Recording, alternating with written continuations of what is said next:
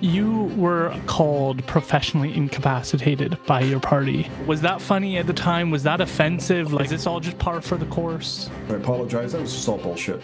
When you think back on that vetting process, would you have done something differently? One of the things that we should have vetted was the vetters. The two people who were in charge of vetting ultimately went and formed One BC. I'm a firm believer in free speech and democracy. If you don't have free speech, you don't have democracy. In March 2025, you expelled Dallas Brodie after the residential school mockery controversy. What line did you believe was crossed? What's the real story from your perspective? Our database was breached. There was an active campaign signing people up to try to take me out. By September 2025, you set a bar for yourself, and then you surpassed it with a leadership review of 70.66%. Well, air some dirty laundry here as part of your show. I mean, there was groups even as part of the management committee of the Conservative Party who were working against me in the leadership review. And I managed to still get 71%. Do you believe Trevor Halford can stabilize the caucus? Trevor Halford was right-hand man of Kevin Falcon. He is a BC Liberal through and through.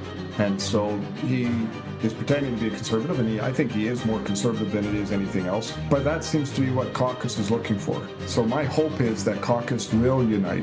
What are your thoughts on Aaron Gunn and his potential run for party leader? Is Aaron really going to step aside and create a by-election in British Columbia, one that could very easily be won by the federal Liberals? Would you ever consider running for the party leader role again?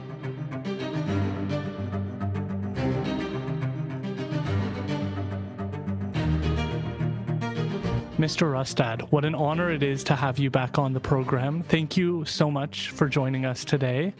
I'm hoping we might be able to start with just talking about, you've been under sustained pressure for a very long period of time. Obviously, the election was going on, and I don't think it's let up much since. And so I just wanted to start by asking how you're doing personally and health-wise. You've been through a lot. Nobody can cut it any other way. How are you doing?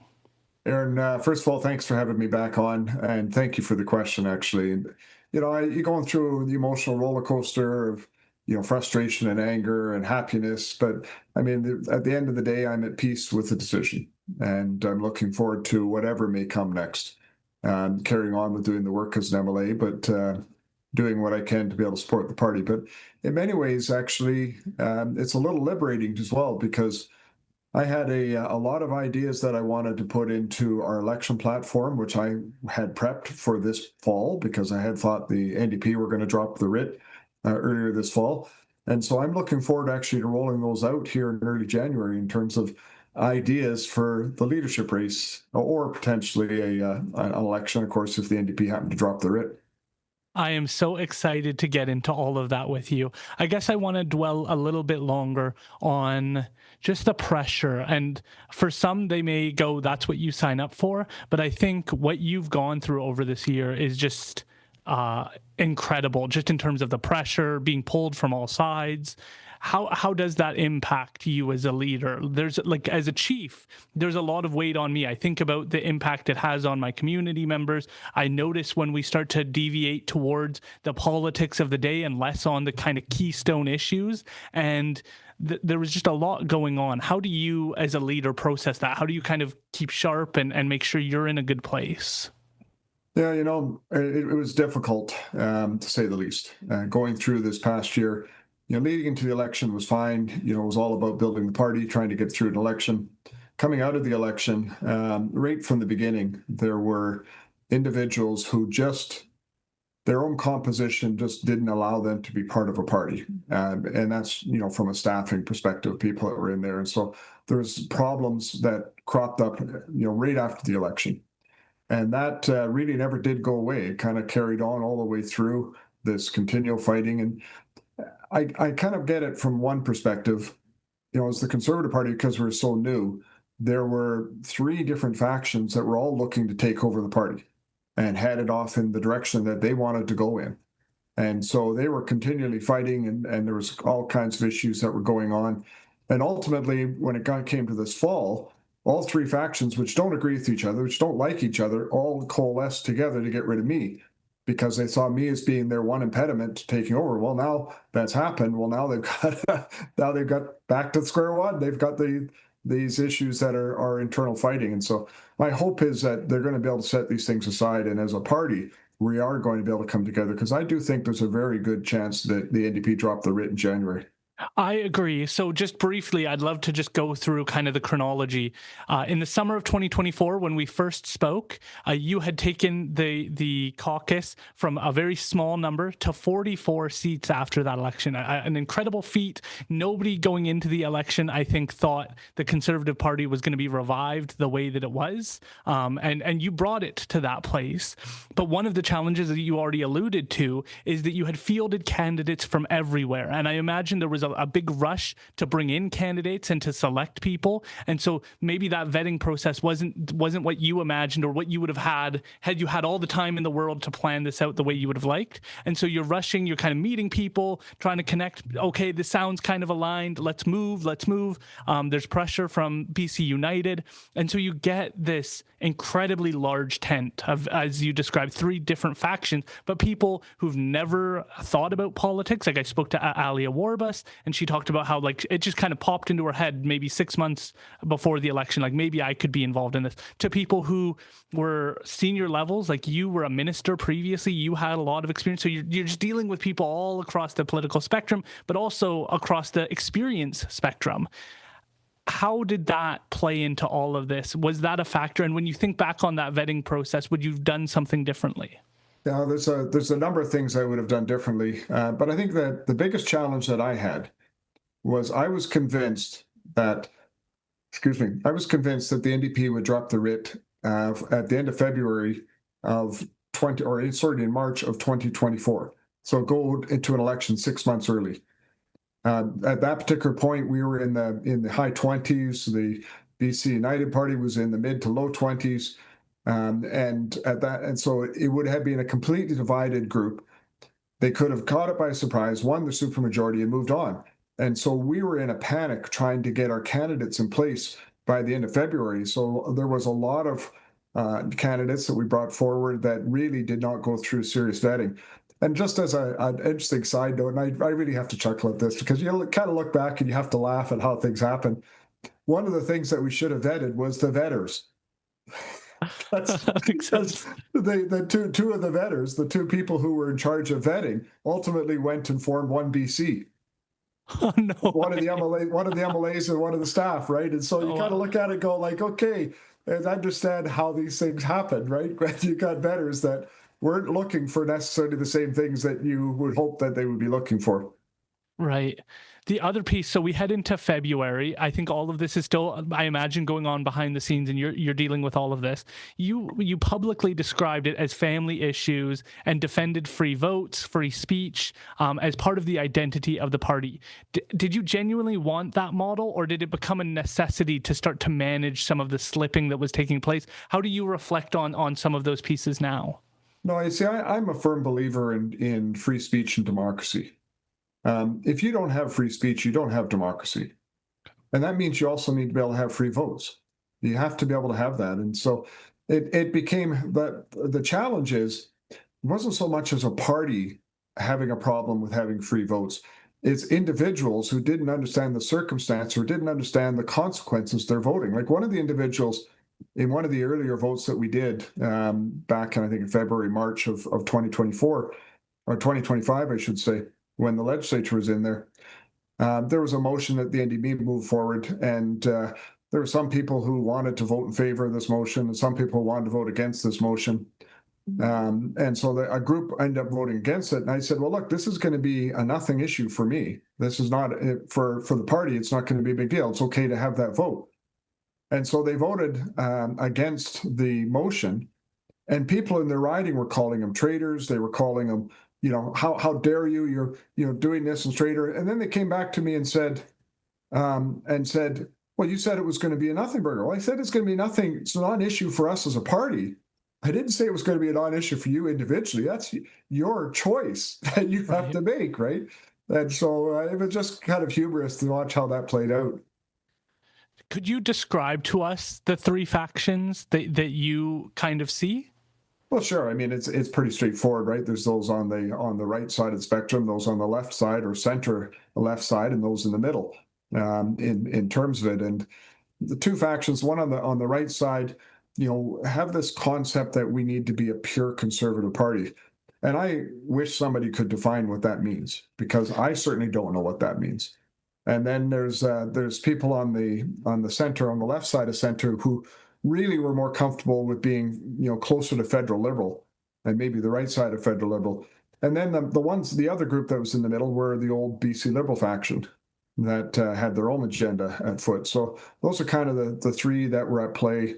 And like I say, my hope is now we can move beyond that, and because the damage is being done in BC is remarkable. I mean, it's absolutely horrendous when you look at what British Columbia has become, and we desperately need a new government, and we can't do that if we've got a divided house. I definitely want to get into that piece and where we're heading. In March 2025, you expelled Dallas Brodie after the residential school mockery controversy. What line did you believe was crossed? That's as you might know, it's a story I've been following pretty closely, and trying to assist with making sure the conversations around the 215 claimed anomalies is discussed in a thoughtful, constructive way. What were your takeaways from that? So I had no problem with this issue being raised and people asking the questions. I mean, look, money was spent, and there was an accusation that there was a crime, or that there was some sort of something that went on that shouldn't have happened. There should have been, you should have been, a dig. There should have been evidence collected. If there was a crime or any evidence of that, it should have been discovered, and there should have been, people should have been prosecuted, or organizations, whatever the case may be. But just to leave it hanging, it was the issue that I have, and I still have today in terms of it. But when Dallas was speaking about it, I had no problem with her wanting to speak about it. It was how she was speaking about it. You can have the conversation of the issue, you can have the conversation of what needs to be done, but it doesn't have to be dripping with, inciting hate or racism. And I found that to be the case with the approach that was being taken. And ultimately, everybody says I kicked her out. I didn't kick her out. She left Caucus on her own. She walked out of Caucus. She said, "You should just kick me out." And she stormed out of Caucus. I tried to meet with her 2 hours later to sit down and have a conversation about it. She refused to meet with me. Okay. So, however, they like to spread that narrative that they were kicked out, which, just like I say, when your foundation of your party isn't based on truth, I'm not sure how successful you'll be. Fair enough. The other piece that arose in the lane of free speech that I'm sure you also had to deal with was Lindsay Shepherd being let go from the party. And I'll just reflect that I think, as you might know her story, that she was working at a university, and then she was wrongfully kind of maligned for showing a Jordan Peterson clip, and she recorded that.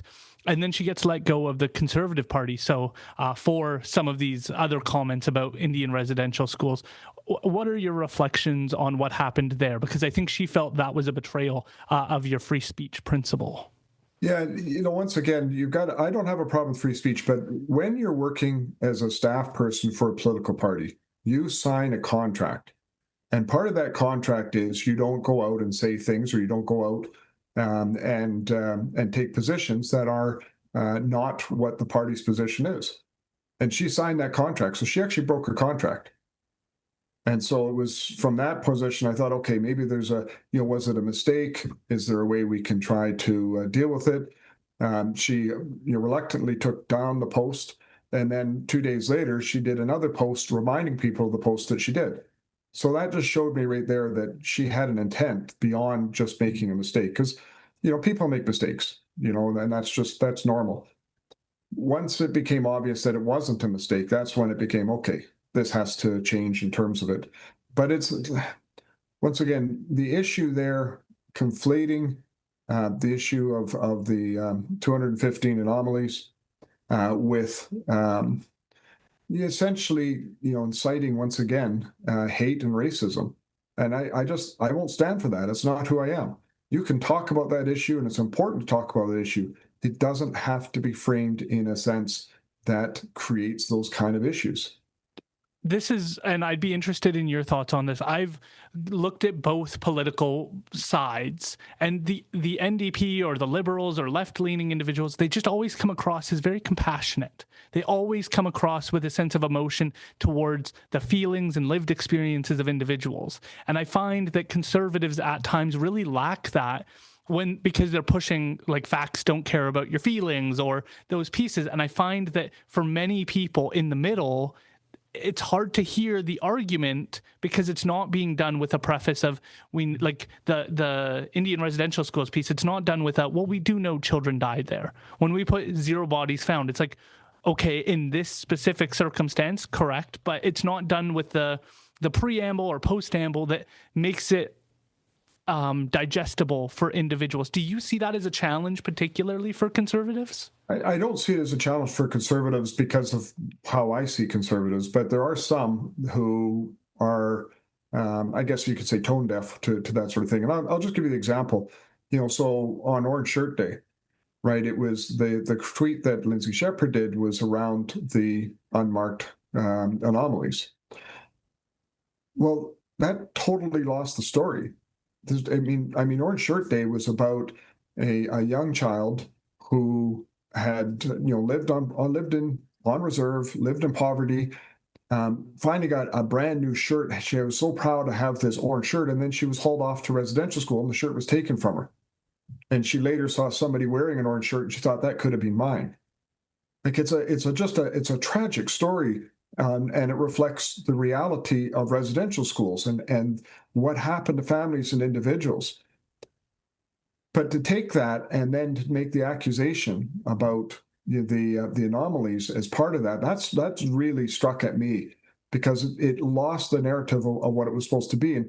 But in many ways, and I'll just put it this way, it's actually the whole issue of the 215 anomalies has now been weaponized, and is actually weaponized by the Liberals and the NDP, because they took it, instead of dealing with the issue of reconciliation, the issue of truth and reconciliation and Orange Shirt Day, they have combined it and used it as this weapon to make people feel guilty about this thing. And if they, like I say, if something is going on, people should feel bad about this. It needs to be reconciled. However, weaponizing it, I think, is what really created a problem. And then there's people on the right that don't know how to handle that well. I guess I agree with you in substance, but I guess I also heard the lady who helped start Orange Shirt Day talk about how they decided they were going to create a movement around a day, how they decided that this was going to be the cornerstone, that they saw Pink Shirt Day and they saw an opportunity to create it. And then the other piece of that was National Truth and Reconciliation Day started as a consequence of that story. You're absolutely right. That's why Orange Shirt Day is absolutely fine. I actually think it's a good thing to because it is about truth and reconciliation. It is about remembering, what had happened. It is about finding that path for reconciliation forward. So I actually have no problem with that. It's when it now was combined with the anomalies and that whole issue, and it became about that. Well, wait a second. That to me is where it really lost the narrative. It went off track. Right. Was there any reflections or was there any challenges? Lindsay Shepherd had made it kind of connected to her being a mother and being, I think, pregnant with another. Did that have any impact on that decision? Was that a heavy thing? I guess I'm just looking for the human element of a decision like that. Or do you think she knew what she was doing and dug her own grave, for lack of a better term? She knew what she was doing. I mean, she is somebody who used to teach. Was as a teaching aide at university level, teaching the value of every single word that you choose in terms of English. Every word, the meaning behind each word, the carefully selecting words. She is an incredibly good communicator, and she knows exactly the words that she used. There was intent behind what she did. And so, yes, I mean, she was pregnant. She was going to be going on leave. But the problem I faced at that point was, once she goes on leave, if she keeps posting, what do I do? How do I manage that? I couldn't. And because it became clear to me that this was an intent and it wasn't a mistake, it had to be terminated. We couldn't carry on with that working relationship. You had mentioned that Dallas Brodie saw maybe some value in saying that she was expelled. Lindsay Shepherd, of course, went online and started talking about this immediately. This will be her second time leaving an organization or being impacted by something and then kind of posting it outwards. Do you think that there's a currency that people might not be aware of in claiming that the establishment or somebody is removing them or they're being pushed out, that leaders also need to be mindful of and navigate those, I guess, political minds? You know, hindsight's 2020. We'd love to be able to do all kinds of things differently, but at the same time, you can't be afraid to do the right thing. I ran the entire, was creating the party, running the entire election, everything after that was standing for what's right. And if that means that I've got to stand up against racism and against hate or against those that incite those issues, I've got to do that because it's the right thing to do. And come what may, I will always make those same decisions. After Dallas Brodie left, two more MLAs left shortly thereafter. Was there a point where you started to see like this, like trying to hold this tent together was becoming unmanageable? So when the three left, with Dallas as well with Tara and Jordan, there was a big piece of that was, as you can see, what's unfolding with One BC between Dallas and Tara.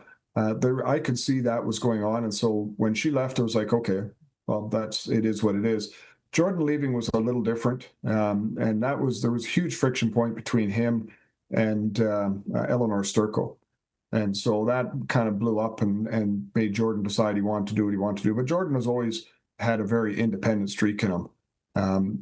That's just who he was and who he is. By September 2025, you set a bar for yourself, and then you surpassed it with a leadership review of 70.66%. And it's just interesting to go back to that moment to see where we are right now. Did you feel like that was a win? Did you feel like it was a clear mandate to move forward? It was interesting. There were groups, and particularly, and I'll air some dirty laundry here as part of your show. I mean, there was groups even as part of the management committee of the Conservative Party who were working against me in the leadership review. Wow. And I managed to still get 71%. With that, if those groups had not been working against me, it would have been in the mid-80s in terms of the leadership review. But it wasn't good enough for particularly the management committee. They continued to try to work against me, ultimately asked me to resign. So that was part of one of the factions that was going on within the Conservative Party. How do you process those types of things, John? It's politics. What can I say, right? If you're not prepared to face these sort of things, that's just what it is. There was then reporting about the membership sign-up, irregularities around that period. What's the real story from your perspective? I know you've had to give tidbits. I'd just be curious, how do you take in that whole issue? So there was a whole bunch of things that went on. Our database was breached. There was an active campaign signing people up to try to take me out. There were some people who were signing people up to try to support me, and then there was a couple of individuals who broke the Elections Act and did something they shouldn't have, which was signed up people under a single credit card, which is not allowed. And so the party, as soon as I became aware of that, I called the executive director. He was in Germany at the time. It was like 3:00 in the morning his time. And I said, this seems what's going on. These have to be removed. We cannot have this. This could be way too damaging for the party. And so they just have to be removed.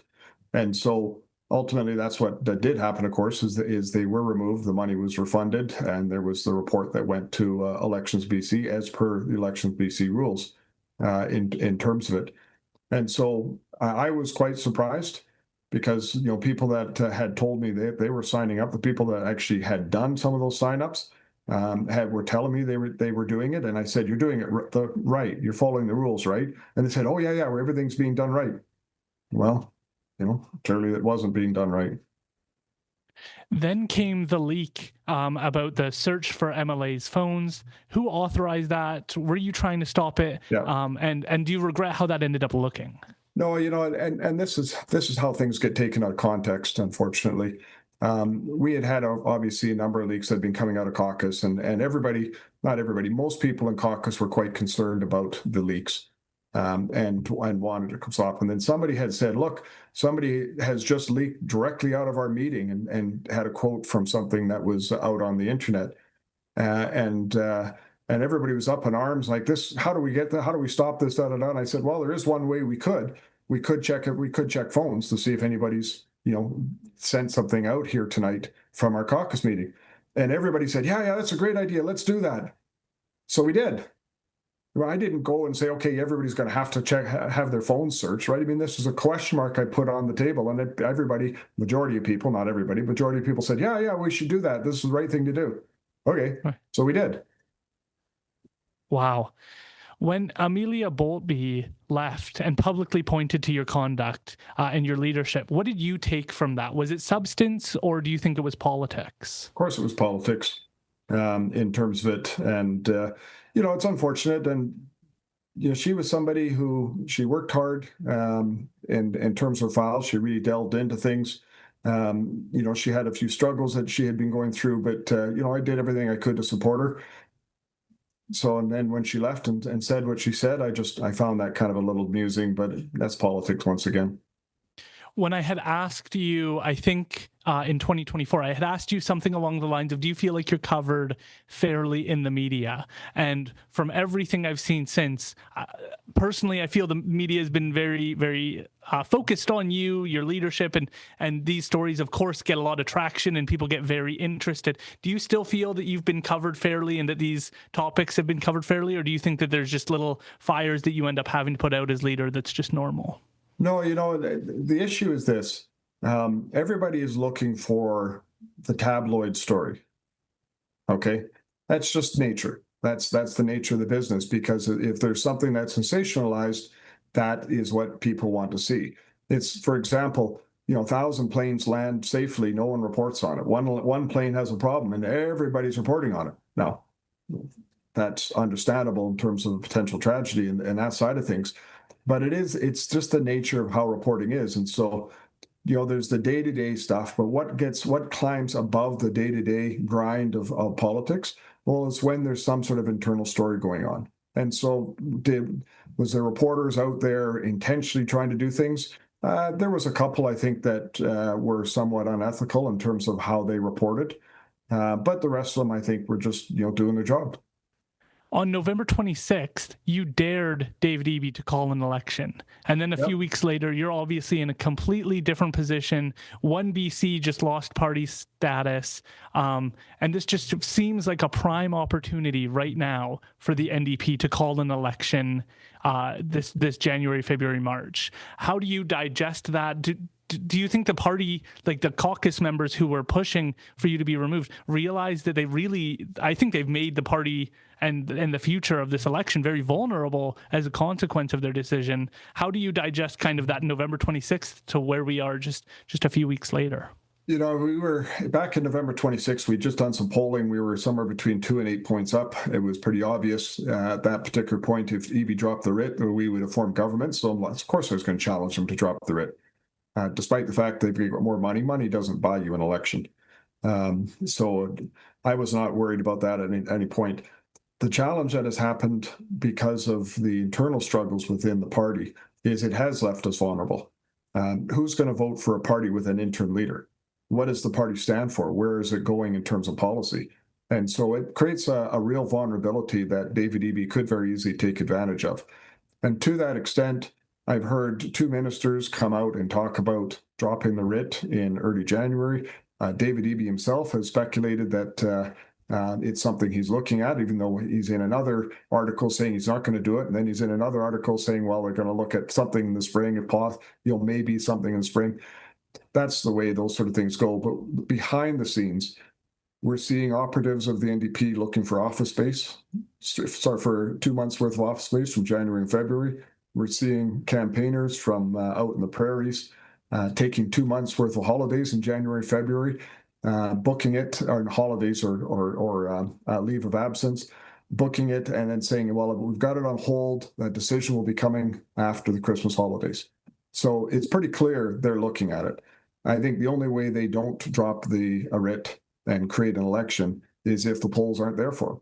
So they're doing weekly polling. They're seeing how the polls change with everything that's going on. If they think they can win a majority, they're going to go. There's one other interesting issue, which is one of the NDP MLAs, from what I understand, is considering resigning, which then means they lose their majority. And what that could mean before they get a by-election and potentially win that by-election, they're going to have to face a confidence vote likely in February in the legislature. And so if they don't have the vote, that could force an election by bringing them down.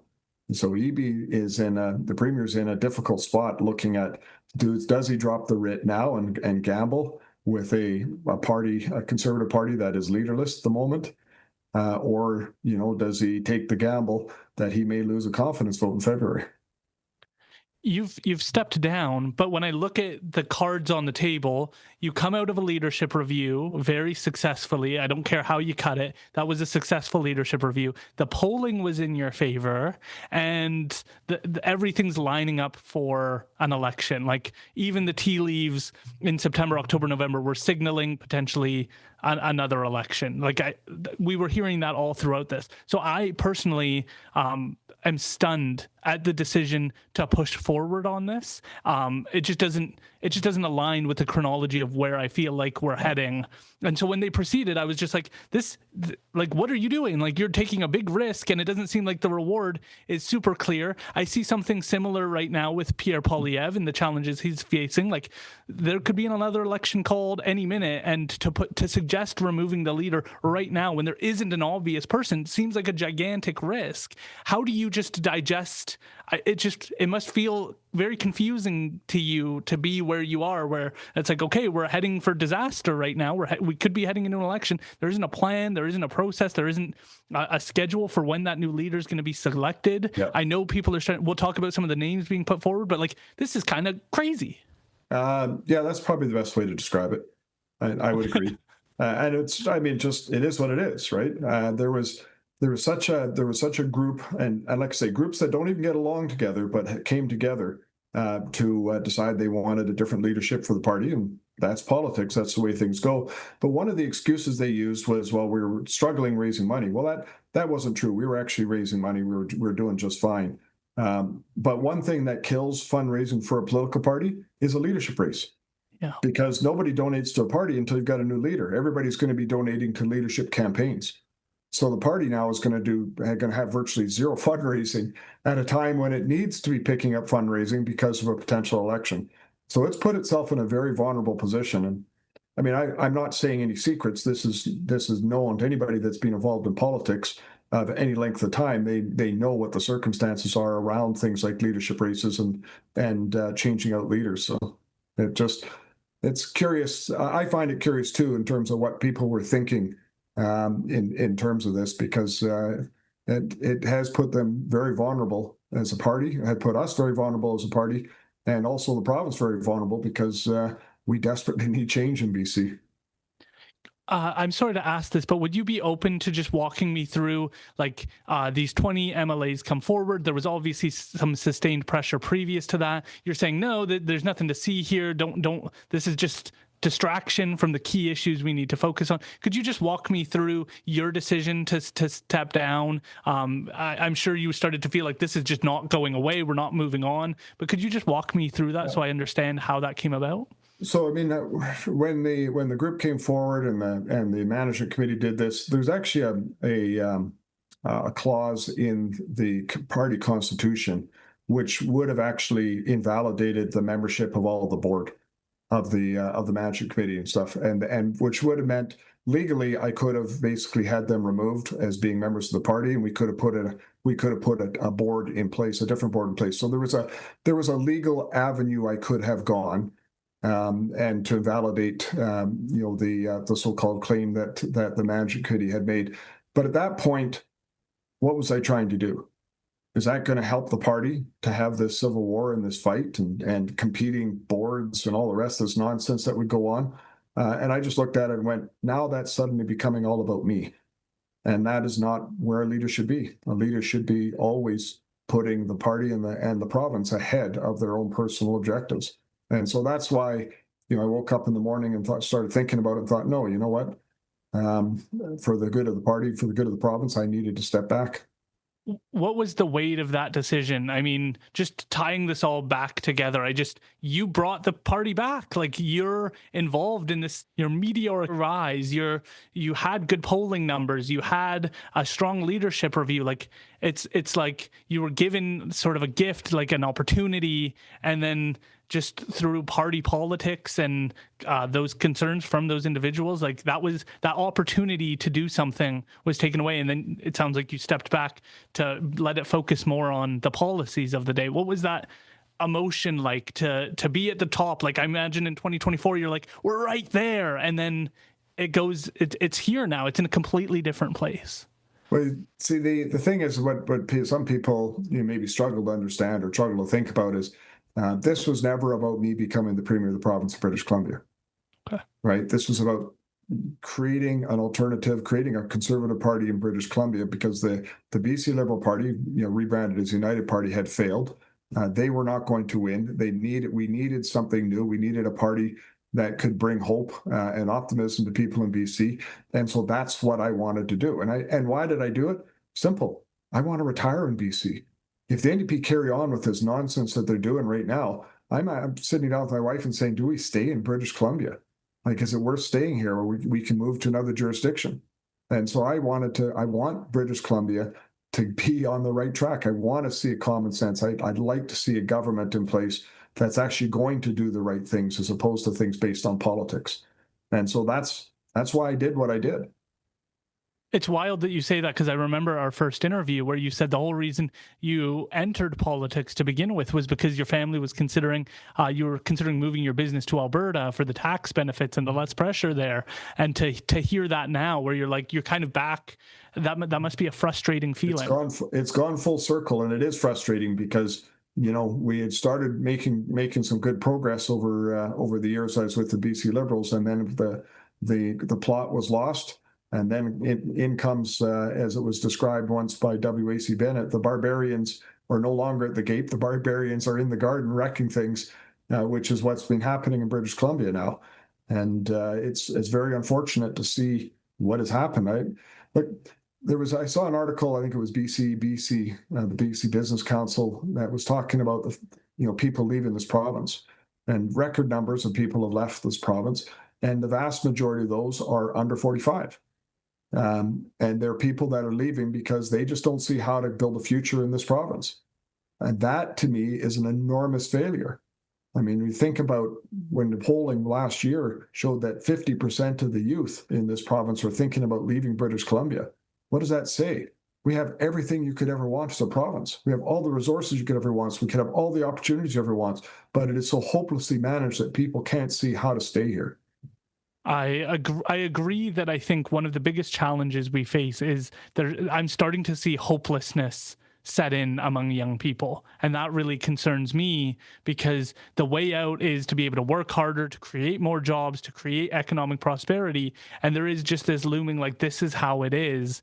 And I feel that's very concerning. And I think you always need a strong opposition to put pressure on the government to perform and to follow through and to make sure things are moving in the right direction. And part of that interview with that the BC thing put out was a young lady, and she's working multiple jobs. It's not about working harder. It's about having the opportunity. British Columbia should be that land of opportunity. We should be the Norway of North America. We have trillions of dollars of natural gas. We've got, dozens and dozens of mines that can be opened up. We've got beautiful, renewable, natural forestry. We've got tourism, of course. We've got all the ability for high tech and for all kinds of things. But we have done everything we possibly can to block these successes from happening in British Columbia. And you'll see from some of the policy stuff I plan to put out here coming out early in the new year, one of the big things that we need to focus on is wage growth. Like, you look at the cost of food. Food has gone up 31%. Housing has gone up dramatically, but wages have not kept up. You can't bring food prices down. You can't bring housing prices down. But what you can do is you can stabilize housing prices. You can drive out as much cost as you can from food.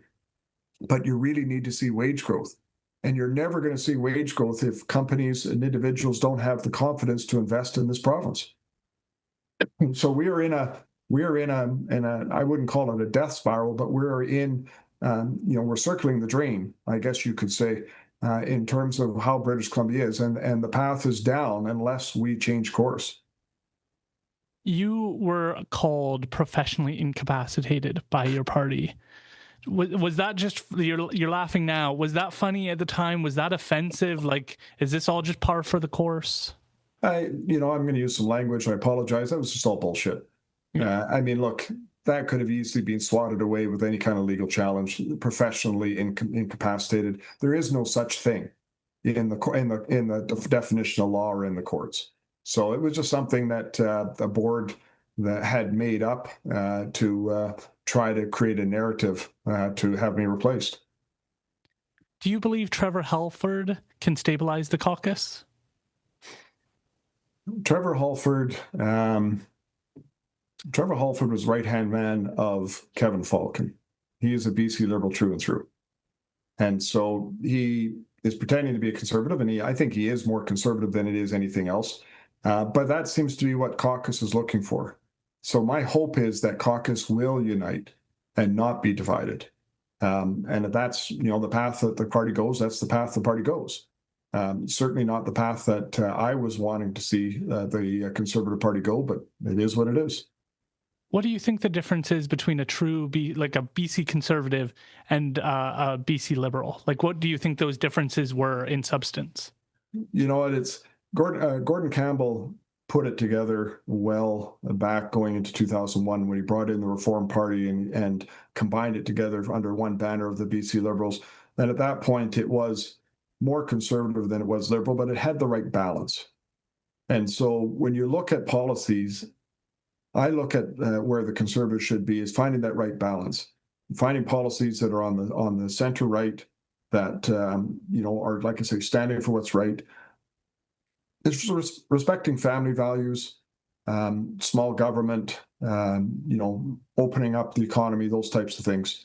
And when I look at what the BC Liberals had became, and I think I can quote this from Kevin Falcon when he was running his leadership campaign. He actually said the NDP have some good ideas, they just don't know how to implement them.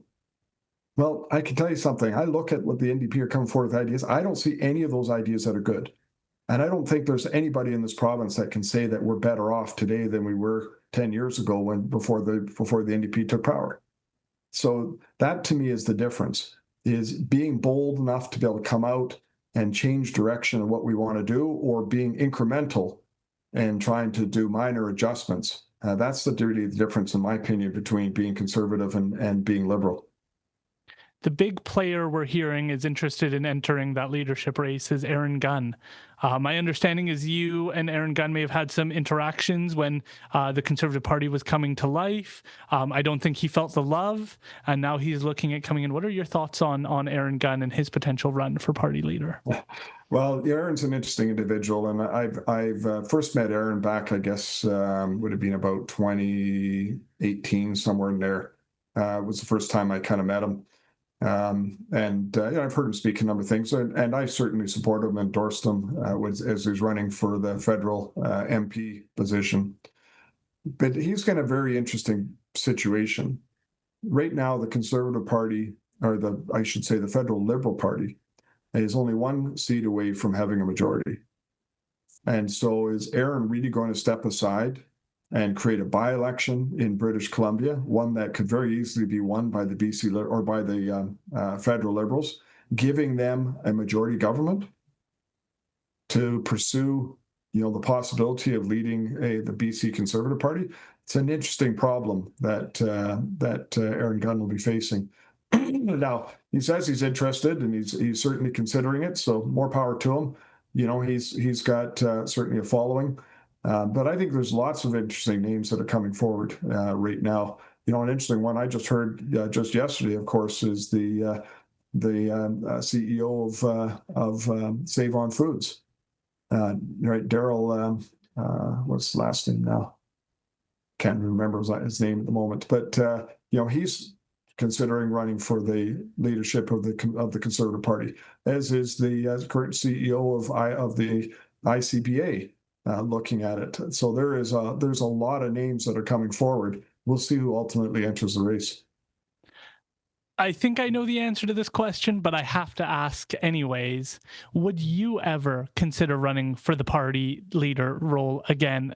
And I ask that specifically because like the numbers, like you got pressure from caucus members, but it's not clear that the party members said that they didn't think. It's not like you had a leadership review where you scored really badly and you were holding on. Those things were moving in the right direction. And so I'm just curious, would you ever consider running again? Well, I can tell you something. There's a lot of people around the province, a lot of my support base, organizers and other people that want me to run. And I look at it and I say, you know, I've said when I resigned that I wouldn't be doing it. But I guess in politics, you never say never. So at this point, it's certainly not something I'm planning to do, but you never know how things play out. I think I smell an answer there that is very interesting, and I guess I'll just say, from a British Columbian myself, all I want is a strong government that's focused on the key issues of the day: affordability, getting housing prices addressed, making sure people have the opportunity to go from the bottom rung to the very tip top of the elite and have the opportunity to make all the money they ever wanted to if they work hard and they reach their full potential. And I think the challenge for the Conservative Party, from my perspective, is keeping that big tent. And that's not an easy thing to do, and making sure that you don't get pulled too far right or too far left, and that you reflect the values of your party. And so I think those are the lines to walk. But very, very interesting answer. Can you just reflect for me on the journey that you've been on as you're settling down this Christmas season? What are your takeaways? You've had a wild year. Yeah, it's been, well, you know, you have the ups and downs of a pretty wild year over the past year. I look at things, I really from a perspective of sort of reflecting back. What is the one thing that sort of stands out to me that I was unable to achieve? And I look at it from perspective of it's the hollowing out of the middle class. You know, those that are doing well are doing well. They're going to be fine. Those that aren't doing well are struggling. But the middle class is really being hollowed out. They're being continually pushed down into the struggling category. Like I say, when you see food prices go up 31%, housing prices, of course, gone up just astronomically. Food bank use is up, you know, dramatically. You know, 40% of the people, or more, between 40 and 45% of the people in this province are facing food insecurity, living check to check, you know, wondering about, you know, struggling to put food on the table. There is big change that's needed, right? I mean, we need to see wage growth. We need to see big policy shifts. You know, I had about $4 billion planned in terms of tax relief, which I'm looking forward to talking about here in the very near future. And trying to get to the situation where people can see how to build a future in British Columbia, particularly those younger people, and get back to a place where you have a good quality middle class that can live, you know, a quality life that they want to live in this province. To me, that was the one thing that needed to be focused on, and we kept on getting pulled away from that by so many other issues that it's kind of left that as just hanging, and it's unfortunate. On these policy discussions, as you might imagine, as a chief, I'm very interested in the Cowichan ruling. I've done a breakdown on what I think that ruling was and the history of it. What are your perspectives on how we move reconciliation to a place where everybody is excited about it again? Everybody sees themselves reflected. One of my critiques of the NDP has been they decided British Columbians didn't need to be a part of the conversation around reconciliation, that they decided it was their government to First Nations communities only, and British Columbians are now getting the memo about some of the decisions being made. And I think rightly, some of them are like, well, we weren't consulted. We elected you. We would love to be involved in these conversations and have our voices known. And I think that's why we're seeing such a strong reaction to the Cowichan decision and the unmarked graves story and these pieces, is because British Columbians are not sitting at the table alongside First Nations and the government. It is a big challenge. Majority of people in British Columbia want to see some form of reconciliation. And you know, I support that. It's what I call economic reconciliation. But it has to be, what is the answer? What is the end? How does this get resolved? It can't just go on forever. And so what is it that's trying to be the objective? If land is the question mark, we're never going to get there. And we can't get there because there is too much conflict that will happen. And that's starting to come out now because of the Cowichan decision. And I was talking with a couple of First Nation elders just actually about a week and a half ago about this. And they said, well, of course, no one's going to lose a house. We're not taking anybody's house away. But over time, that property will ultimately go into being part of a nation. And I thought about that and I thought, well, wait a second here. If that is what the perspective is, then basically what is being said there is you will have no value left in your property. Because if it's going to be owned by somebody else, how do you sell it to somebody in the future? You can't. No one will buy it. And so you destroy the value in land. And there's about $2.8 trillion in value in British Columbia in land. Our economy is based on land, is based on private property ownership. Much of our society is based on that. So if you're going to undermine that, if you're going to destroy that, you are destroying the economy, you're destroying many of the values that we have in this province. And so who would invest in British Columbia? And so it can't be, a fight over title. What it has to be is, what is the objective? And I think about Dr. Joseph Gosnell, who's now passed, but he was the architect of the Nisga'a Treaty, and he once said, Indigenous people are being held back for many, many decades economically, and it's high time they have the opportunity to catch up and, if possible, surpass. But that wasn't by taking from one group to give to another. That was by adding economic activity, economic potential, and making sure First Nations realize their full opportunity and potential. And that's, to me, is what economic reconciliation should be.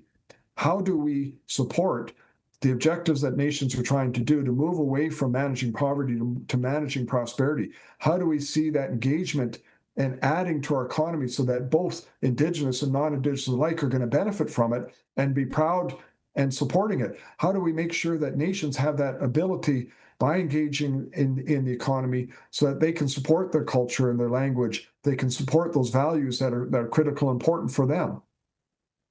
That, to me, is what we should be trying to do. What is the objective that we're trying to find? So let's start mapping out what the objective is, and then let's start this process of actually unleashing that. And that does mean the return of land, where it unleashes that economic potential. But it doesn't mean having to fight over, the historical values or historical components, because if we try to go there, it's not going to get reconciliation. And my biggest fear in the path to reconciliation today is the fact that the public is now pushing back, and we're probably going backwards in terms of actually trying to be able to address these things. And that ultimately is going to stagnate and leave us in a real problem going forward. I completely agree with you on that point. It feels like there's a vacuum right now, and obviously I'm not in charge of other communities and how they want to operate, but there is a gap in hearing First Nations sit down in front of a microphone and go, hey, we were mistreated for 150 years. We've had issues with the province. We've had issues with how our issues have been dealt with by the government. We have not been heard for a long time, but we are here. We are being listened to for one of the first times in the province's history, in Canada's history, where there are elected officials willing to hear us out. We don't need to bang on tables anymore. We need to constructively go, what is the cost-benefit analysis? How do we work collaboratively? And there are a lot of voices that just want to pound tables, and I worry that that is going to set us back now. We have the ear of the Premier. We have the ear of the official opposition. We have people willing to try and find a pathway forward. But if we just bang our hands on the table and go, give it all back, we're not speaking to the room, and we're not being constructive about what the path forward is. I've regularly said online, we need to start setting benchmarks. What is the education rate today, and how do we get it to where it needs to be? What's the homelessness rate? How do we address that? Let's start taking these issues piece by piece and going quantifiably. Let's get Indigenous people at par, or as you said, above the standard average, and that can be our reconciliation plan. If those issues are resolved, people have opportunities, families, people have homes that aren't dangerous to live in, and everybody can get behind all of us having a quality of life that we can be proud of. And I look at it and think, okay, so is that utopia? Is it unachievable? And I say it is not. I think it is achievable. So what we need to do is we need to look at, where do we see success? What does that look like? What does success look like? For example, and I often point to Heisla, but they had the good fortune of where they are. They had big projects right there, but they took advantage of it. Everybody that wants a job is working. They're raising their kids. They're going on holidays. They're buying homes. They're buying cars. They're very, very successful, and they've got a large amount of money that's now in reserve. They're sending out checks to people and benefits. So okay, that's maybe not the total success for everyone, but it has dramatically reduced all of the social issues, right? The kids are doing well in school. They're not the drugs and addiction issues is reduced back to more normal levels. Suicide rates have dropped off dramatically, right? So you look at all these measures and think, okay, there's success. But are there other bands in the province who are doing similar things? And you look at what Clarence Louis has done with, the Osoyoos band. You look at some of these other things, you think, okay, maybe there's a pattern here that we need to be looking at in terms of how we can create those opportunities. And so that's why I say, and to me, you look at, for example, a band on the southern tip of Vancouver Island, just a hectare of land may be enough to create an unbelievable economic opportunity for the nation. And then you go up in my area, might be Tackla Lake, maybe it's hundreds of thousands of hectares that ultimately is part of creating that same type of opportunity. But it is the land itself that is the foundation of our economy and our society.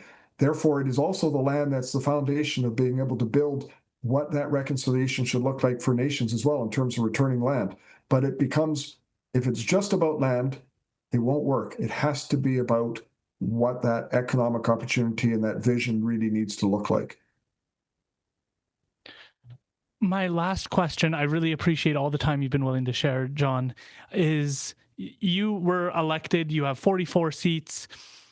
Everybody a lot of British Columbians saw your vision and were willing to support that direction. And that's why you received the support from your party, but also from everyday British Columbians. Your exit as party leader was unceremonious. And so I'm wondering if you could spend a few minutes just talking to the people who voted for you, the people who supported you, kind of like give us you didn't get to ceremoniously go, goodbye, thank you, this has been a pleasure, and where we've taken things. The response from reporters is, of course, kind of trying to hammer you. I want to hear that honest reflection of where you started to where you are today, and that farewell address as party leader, potentially for the time being, but still curious. Well, I guess I'm never really good at goodbyes in terms of things, but I'll say this. I'm very proud of what I was able to accomplish. When you think about the Conservative Party has not formed a government since 1927. It was almost 100 years, and we came within 1,000 votes of having more than 50 seats, which would have been a solid majority government. And so, I'm very proud of the fact that many people had tried to do something with the Conservative Party over the decades. Even W.A.C. Bennett tried to take over the leadership of the Conservative Party, and they wouldn't have him. So he started the Social Credit Party. Think about that, just in terms of where that whole movement went. I've talked to other leaders that had always in the back of their mind thought, it'd be nice to be able to do something as a Conservative Party, but the window was never there. And so we now have a Conservative Party in British Columbia.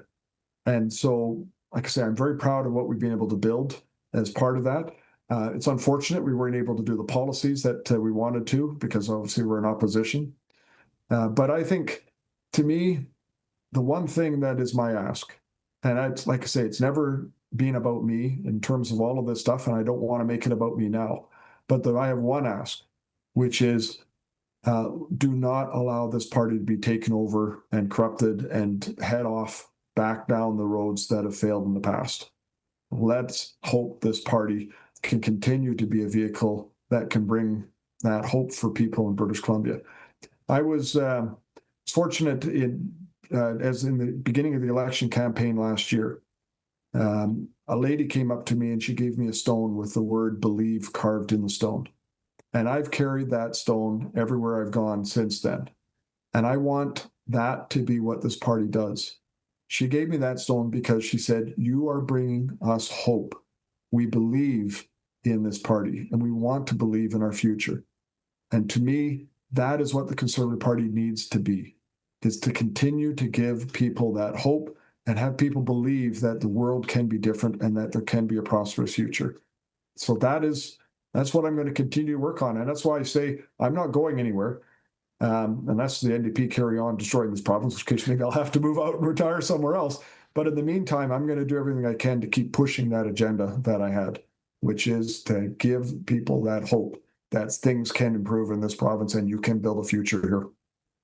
Well, thank you, John. I do want to take this back because I think it's important that people understand. First, the opportunity to interview you, David Eby, Sonia Furstenau, Kevin Falcon during that period, that was the blow up of the show. I've rebranded from Bigger Than Me podcast to Nuanced, but that was my opportunity to start to get my feet wet in these types of conversations. And you and the other party leaders provided that opportunity to me. So it was a huge privilege. I don't think I asked soft questions. I think I always try and ask tough questions in a respectful way. But then now you also agreed to, I think it's worth people knowing, you agreed to do this when you were still party leader and you still were willing to come on after everything that's happened. And that means a great deal to young journalists like myself trying to carve my path and ask good questions. People really appreciated the long form understanding of what your thoughts are and how you arrive at them rather than 2-minute bits here and there and having to watch 15 different videos to understand what you're thinking. And so I'm very grateful for that. That's why I have a more thoughtful tone to this conversation, is because I'm grateful for you willing to do this today. I'm amazed at how good spirits you're in, considering everything that you've just been through. I think I'd be just trying to lay low and just decompress from all the pressure and stress and everything that you must have faced. So I'm just very grateful for the respect you've shown to people willing to ask questions and for you willing to share your time. This has been a very enlightening conversation.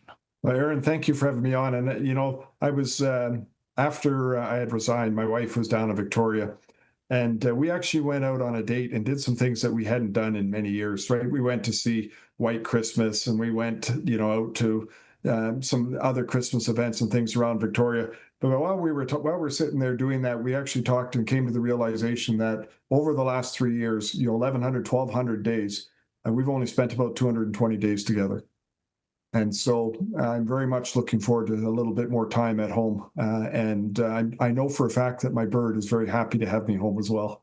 I'm glad to hear that. I'm glad that you're able to breathe a little bit. I think it's also worth remembering we're all human, right? A lot of the time when you're in that position, people start to see you as just an error of politics, but you're a human being. You go home after some of these comments and after reading a harsh newsletter or comment or something, you have to carry that home, and family is where it belongs. I think I saw one of your MLAs, Gavin Dew, just comment, he's not running and he just wants to focus on his family and serve British Columbians. And I think that's the right tone to set as we move forward. Is we're all just people trying to do our best. We disagree on the policies and the politics, but it's important that we remember we're all people just trying to thrive in our great province. I tell you how I get by, with all that kind of turmoil and all those things that are happening.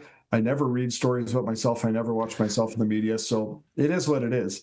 Yeah. So that it makes it easier to get by because you don't have to worry about, that kind of nonsense that goes on. But you know what?